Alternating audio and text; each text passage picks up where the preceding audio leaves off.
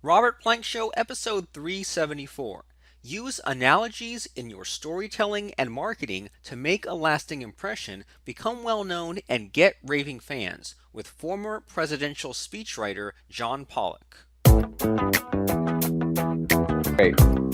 Hey everyone, and thanks for listening. We're talking right now with John Pollack, and he is a former presidential speechwriter for Bill Clinton, and he helps people tap the full potential of language to articulate ideas, reveal truths, and persuade others to action. And John has spent more than 15 years as a consultant for Fortune 500 companies, philanthropies, nonprofits, and public sector leaders. And earlier, he worked as a speechwriter on Capitol Hill, as a foreign correspondent in Spain, and as a project manager at the Henry Ford, which is a museum of American innovation. And John's books also include The Pun Also Rises, Cork Boat, The World on a String, and most recently, Shortcut: How Analogies Reveal Connections, Spark Innovation, and Sell Our Greatest Ideas. Sounds like lots of fun stuff to talk about. Glad to be talking to you today, John. Great to be here. So storytelling and analogies and stuff like that. I mean, what do you have to tell us today? Well, I'll tell you that while people don't always realize this, analogies play a central role in human communication and persuasion, and that usually people who are good with analogies are persuasive people. Okay, People, and let me just, let's just start with the definition because, people say, well, what's the difference between an analogy and a metaphor? And I'll just say, metaphors are a type of analogy. Analogy is a big golf umbrella that encompasses a lot of things underneath it. So basically, to make it easy, think of an analogy as a comparison that suggests parallels between two different things. Let me give you an example. That's the Cadillac of toasters. And it's saying, oh, well, that toaster is a fancy toaster, and it has lots of features, and it's the best you can get. Or so Cadillac would have you believe. Um, does that make sense? yeah, it does, and it seems like for a lot of people who are kind of entrepreneurs and who are maybe making websites, and for a lot of us, some of us sell like really technical things like apps or services or plugins and things like that. And I definitely know that I sometimes fall into that trap of sometimes making things too complicated or falling into the jargon, and I'm always looking for these sorts of ways, whether it's on like a webinar or a sales letter or something like that, to kind of use some of these comparisons to explain something that's sort of complicated, but make it in a real easy to understand, really accessible terms. So I'm definitely eager to hear about these sorts of things that these sort of tricks and shortcuts that you have for us about how to make these kind of complicated things more relatable.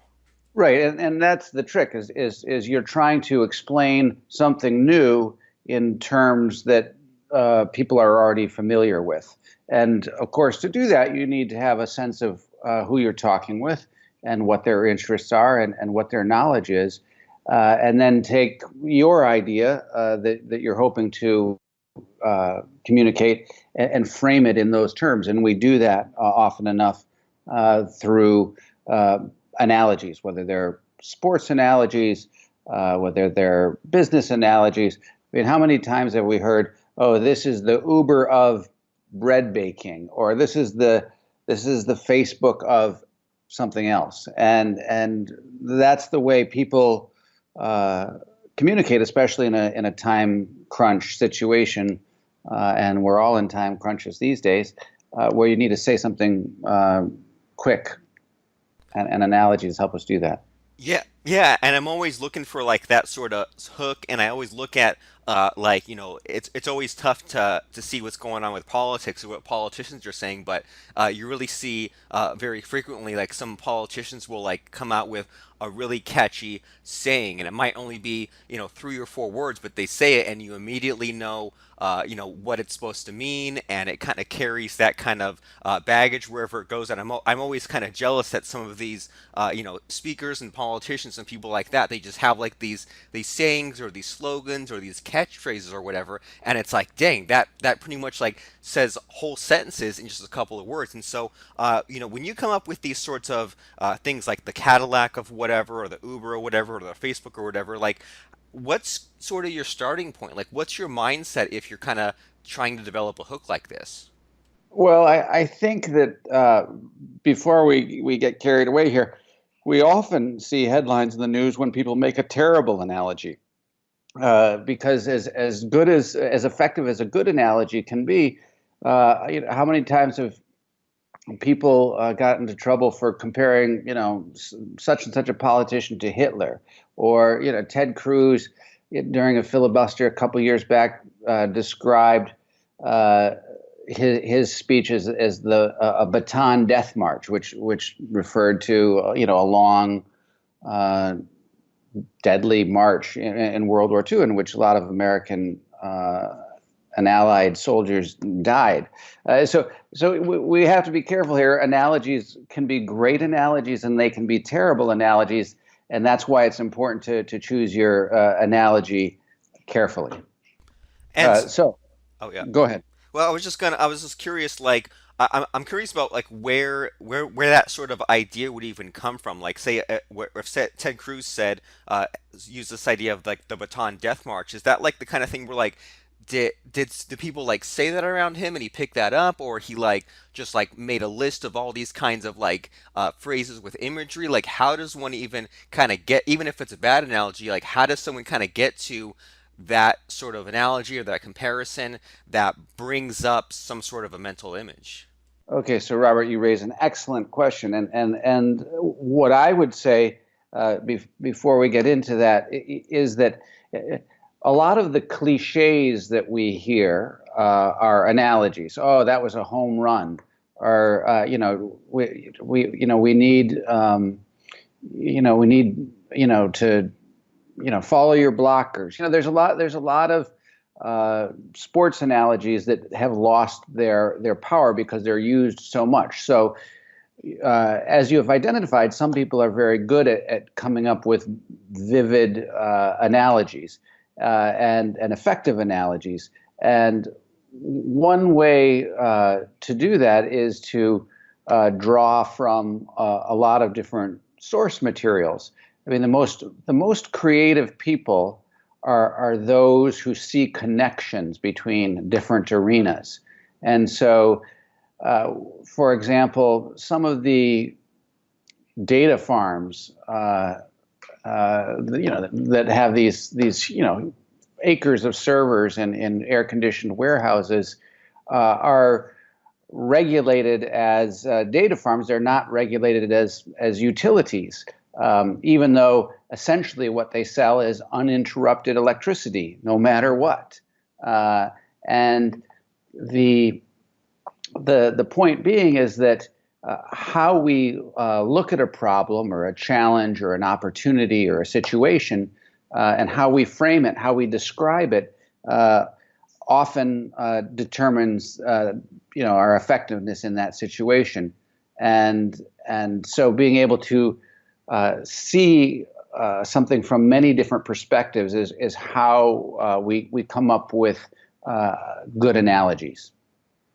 Okay, so we kind of have all those source materials, we make those different connections, and then what I'm sort of hearing from you also is that maybe it's sometimes important to develop a new category. Like you said, they're like a server farm is basically uninterrupted electricity, but they said, well, it's like this, but there's this new sort of small twist on it, and therefore it's similar to this, but it's this new category, so it's this new thing that you need to pay attention to, even though it's something that's already familiar. That's sort of what I'm hearing as far as you describing that. Yes, and let's take somebody like who's known for creativity and technology and business, Steve Jobs. Uh, so when he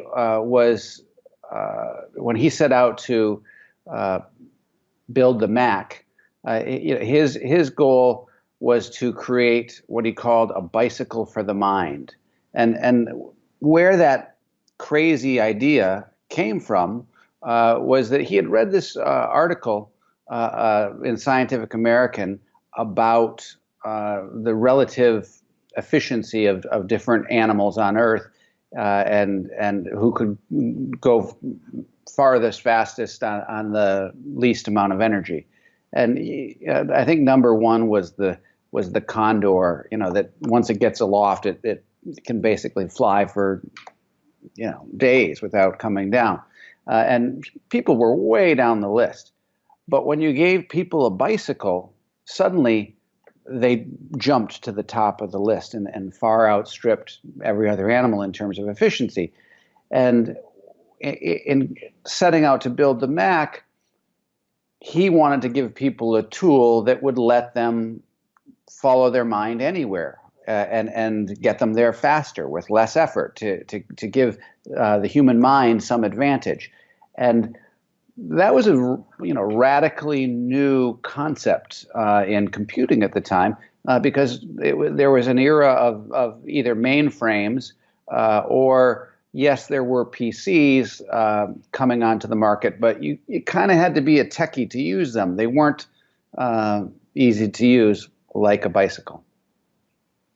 And that analogy determined the type of machine that we now take for granted, which is that others, even PCs, mimic, which is the easy interface, easy to learn to ride, so to speak, of the Macintosh. Interesting. So it sort of sounds like the lesson that I'm hearing from that is that it really pays to kind of read a bunch of different stuff and kind of be curious about the world and maybe even look outside of your usual news sources and look outside of the usual kind of, like uh, news that you're reading about your industry. It really pays to kind of just like check out, whatever the latest like scientific innovation is, or just to be curious about, some kind of thing about nature, just because maybe you can come up with some sort of new example or some sort of new imagery where you can kind of bring in this interesting example that other people in your own circle or your customers or whoever, maybe they haven't really even heard of that story at all, and it becomes like a cool, interesting way to hook new people into some new idea. Robert, you're absolutely right. And it's easy to say, oh, I don't have time for that. But you really don't have time to not do that, because you need to. The Mississippi doesn't become the mighty Mississippi without a lot of tributaries coming from a lot of different directions and a lot of different terrains. Let's go back to Steve Jobs for another example. One of the things that set the Mac apart was the ability to choose this wide array of fonts. Before that, you didn't have many choices, and if you were on a IBM Selectrix typewriter, you had to change the type ball to get a different font. But now, where did that idea come from?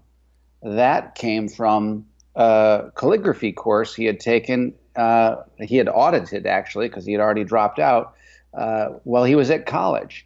And the beauty of the font stuck with him. And when he set out to build the Mac, he wanted to give people different ways to express themselves, and that included font.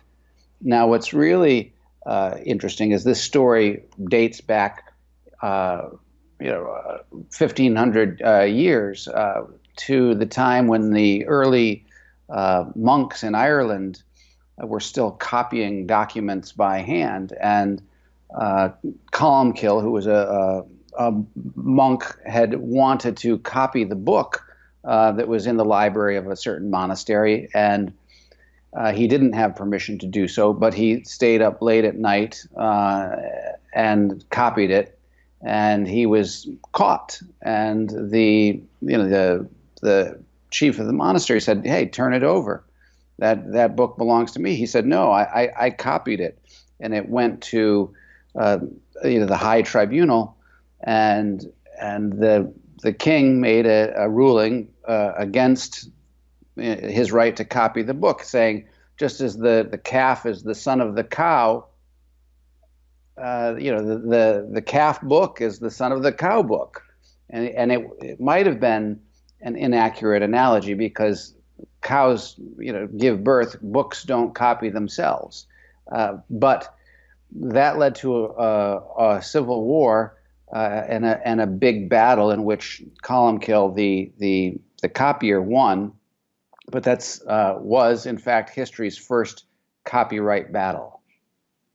Interesting. And so by sort of introducing a story like that, you take something that might have been sort of dull or just like not very fun thing, but now you're getting into like, past stuff and like is this dude gonna get killed and there's civil wars, like you're taking something and making it way more interesting. And when I'm hearing those sort of Steve Jobs examples, what's sort of sticking out for me is that he works these stories in, but he works them in to explain features that are solving problems. It's like, well, here's this problem of, the computers are not easier to use. Here's the solution. Here's some this kind of story to so that I can kind of bridge the gap here and explain this to you. And then Well, same thing with the font, like same thing, like kind of connecting it to a story.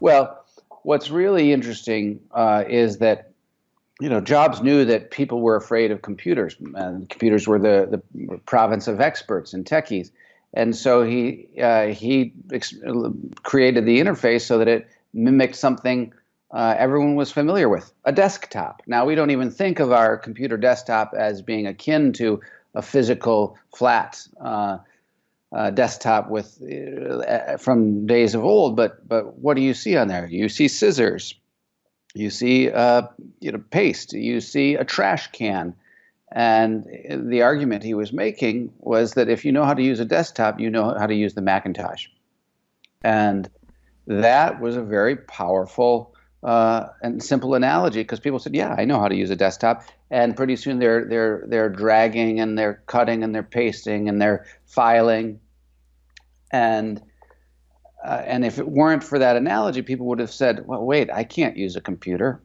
But he used it both in explaining it and visually, and in terms of a conceptual interface, and then explained something completely new in terms that people were comfortable with. And now we talk about our desktop and don't give it a second thought.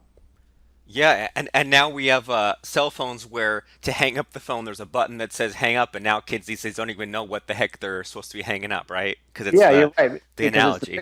it's the picture of the receiver, actually, the age old picture of the receiver when you hit the hang up button and it shows it hanging up, even though there is no cradle into which you put the handset anymore.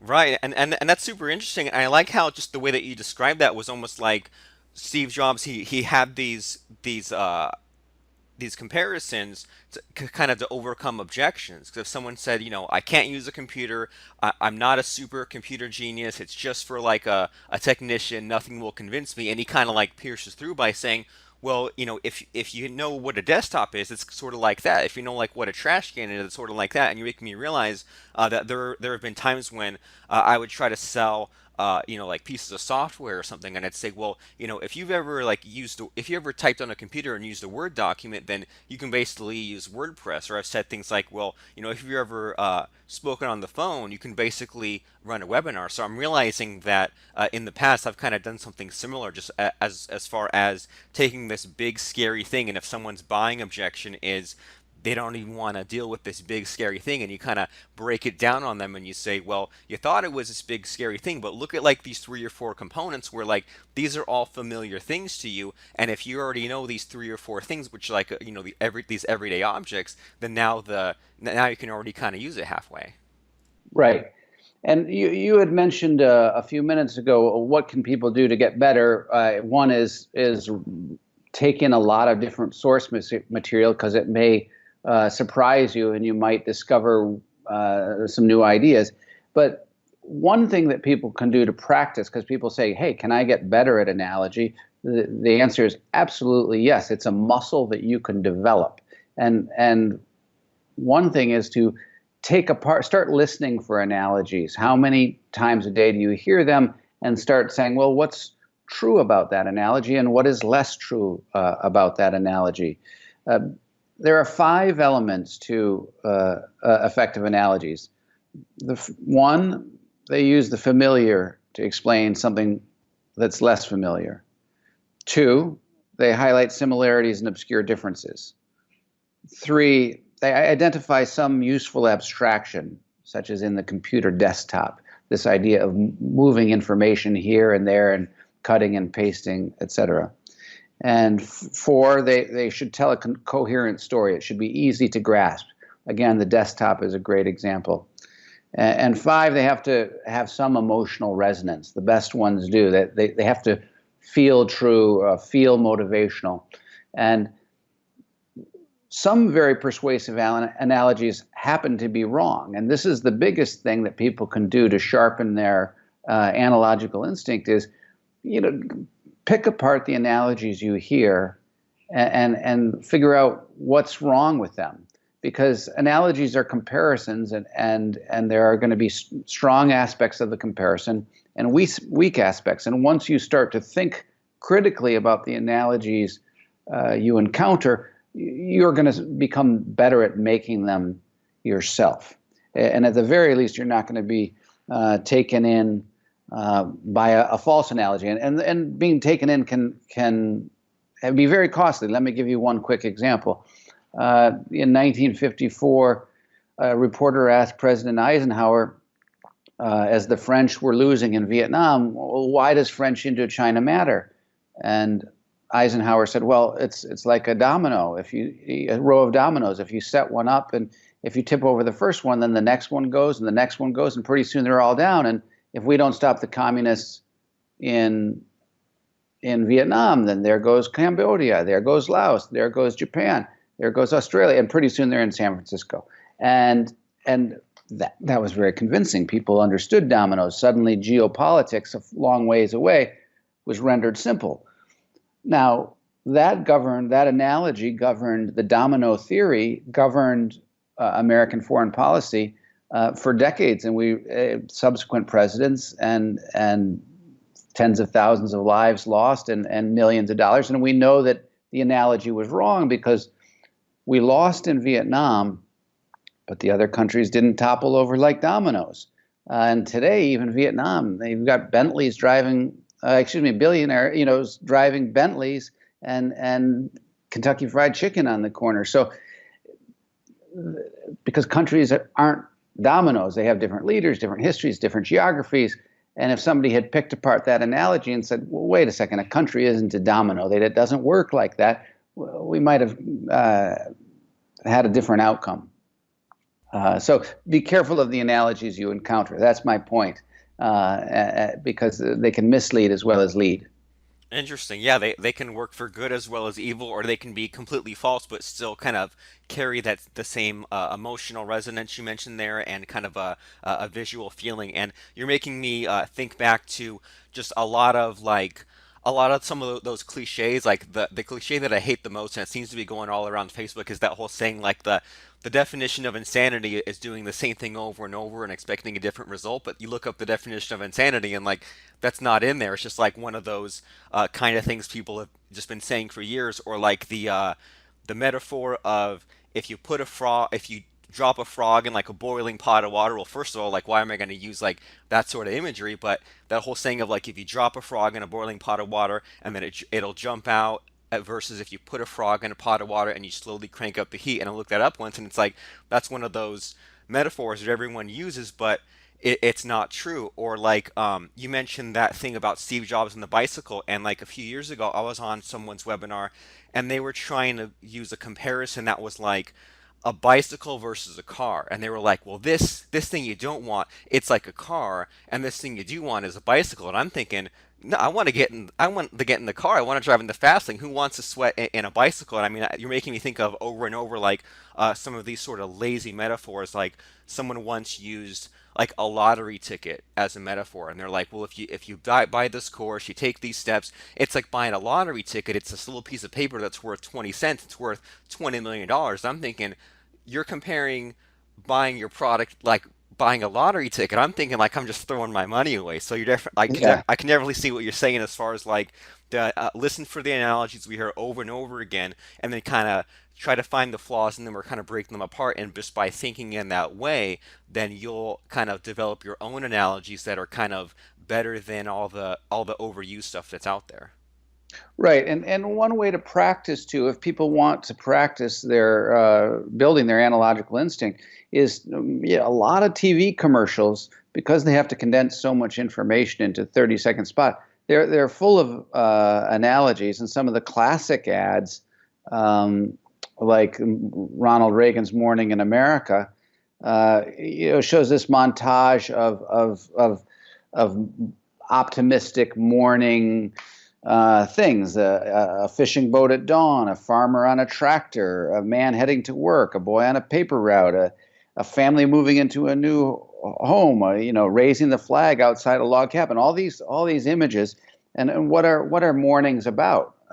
Optimism, beginnings, possibility, potential, and this was a very effective way to say, "Hey, reelect me," and you don't even have to have a noble ad. Take the Viagra ads, and you'll see there's one that I talk about in Shortcut, where the man's out sailing and suddenly there's a malfunction and the sail starts flapping, and he pulls off the belt from his life vest and ties on the sail again, and it gets firm and full, and he sails onward.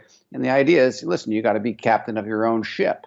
They never mention what the product does, but because of our analogical instinct, we understand what they're trying to convey. And so if you look at ads and say, what's the analogy here? What's true about it? What's not true about it? You get better at not only spotting those you encounter, but understanding how they work. And then once you feed in the raw material, you'll get better at making them. That's super interesting, and it kind of brings you back to those times when I was a kid, and I don't know if it was like just being back in the 90s or if it was that being that age, but it seemed like when I was a kid, some of these commercials were really clever as far as the things that I saw, and I always wondered like, dang, how did they think of something where like it was like that clever or they had that much fun making the commercial? Like even the like me picturing like the sailboat and the sails, like I can just like imagine exactly what you're talking about, and to kind of get like that whole feeling of wow, like that metaphor they came up with, that message they came up with is so good. They must have like woken up in the middle of the night, whatever advertising person like woke up, they wrote it down to come up with that idea. It sounds like just by kind of getting into this habit of identifying analogies and kind of breaking them down, and then using these five elements, and I'll list them again for everyone. Number one, the familiar. Number two, highlight similarities and obscure differences. Number three, find that useful abstraction such as cut and paste. Number four, tell a coherent story. And number five, find that emotional resonance in that message. I think that for those of us who are looking for our hook, looking for an easy way to have something really catch on, to demonstrate whatever it is we're trying to demonstrate, I think that this will really help. And so you mentioned, and I don't want to keep you for too long here, but you mentioned that you have some of these books. So can you kind of unpack that a little bit for us? Can you tell us about what kind of books or what kind of websites or anything you want us to check out after listening to you today? Sure. My most recent book is called Shortcut: How Analogies Reveal Connections, Spark Innovation, and Sell Our Greatest Ideas. And it is a fuller explanation of some of the ideas we talked about today, both how analogies drive innovation and have been central to the inventive and creative process from the very beginning. Whether you're talking about Steve Jobs, and the Mac, to Gutenberg's printing press, for example, all of these advances happen through people making analogies and seeing new connections. And then it also talks about analogy as a persuasive tool and how to not be misled by poor analogies, and how to create better analogies yourself. And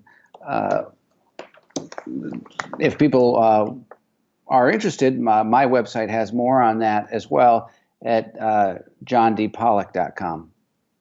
Super great, and I really like that idea there of not being misled by other analogies, or if you see analogies in other industries, or even if your other competitors have kind of already seems like they beat you to the punch with analogies. If this book helps to kind of develop our own analogies that are even better than theirs, or even more thought through or more effective, that sounds like a super win-win there. And for everyone to find that website again, that is johndpollack.com, and to spell that out here, that's JohnDPollack.com to check out John's site, to see what he's up to find the shortcut book, and to get sort of these tips and to kind of get the edge as far as outdoing everyone else and having that metaphor that's catchy, that connects with people, tackles their objections, and also makes it easy to understand. I mean, it sounds like a really win-win. It sounds like a really important thing for us to all be using these metaphors, these images, these stories in our marketing. So JohnDPollack.com is the place to go and find that book as well as everything else that John is working on. So any kind of just like last thoughts or any final advice or tips as we're winding down here and closing off our talk today, Mr. John? Yes, I'd say this. Analogies are like anything else. If you practice, you get better, and you're bound to make bad analogies along the way. And if one doesn't work, learn from it and make another. No one is perfect on their first try at anything, and even somebody like Babe Ruth struck out over 1,000 times. And so it's important to play with the form. Because when you play with things, you enjoy it more and you get better at it. And that's all I would say, is that everyone has the analogical instinct in them. It's how we get by as people every day. Learning to recognize that and hone it a bit will give you an edge. Perfect. I love it. Well, thanks for leaving us with that advice, and thanks for sharing everything you had to share today. It's my pleasure. Thanks for having me on, Robert. I really appreciate it. Don't wait for perfection. Don't spend more than 1 hour at a time at the computer. Don't do more than 4 things per day, and don't let projects take longer than 3 days. These are just some of the insights you'll discover in our new book, The Checklist Mindset. Claim your copy at www.checklistmindset.com right now today.